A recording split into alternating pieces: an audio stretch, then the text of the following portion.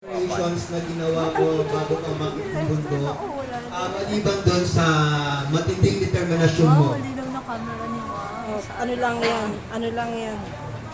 Yung preparation for climb is also climb, siyempre.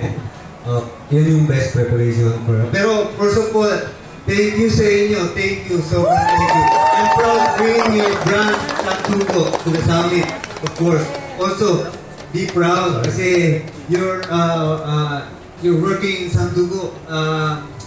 Maraming napapasaya yan. Unang-una, nag-start pala ako ng Mount Ring. Totoo to, nangarap akong bumili ng Santugo na sandals noon. Ngayon, mabot na ako ng Edwards. Kaya be proud. I'm proud to bring Santugo brand.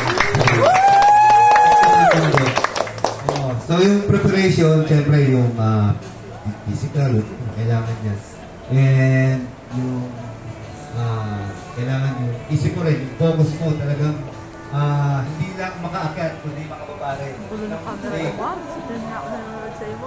Nasakad ba? Guys, take note tayo sa mga... Hindi ko lang kung malabo ba ako. Hindi man ganun kataas. Basta yun. Basta yun. Determination din na kung aakyat tayo, kailangan natin makabalik din sa baba ng safe. And along the way, Sir Miguel, may mga instances ba na medyo, syempre, nahirapan tayo or talagang easy lang sa'yo? Kasi kung mapapalitaan mo at mapapanood mo, di ba, sobrang extreme talaga yung bundok na yan. So, madaming mga balita na syempre hindi natin i-expect. So, ano yung mga, let's say, hindi man worse, yung mga medyo nahirapan talaga. Anong part? Traffic. Medyo nahirapan. Hindi makahinga. Maliban sa ano na yung transport, kasi yung I-5, yung Oo. pinaka... For me, no,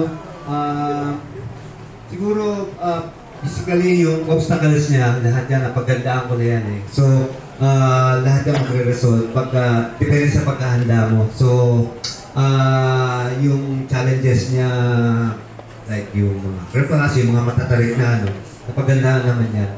Siguro yung part lang na nahirapan ako is yung natakot ako doon sa first part, yung Pumbuay's Fall.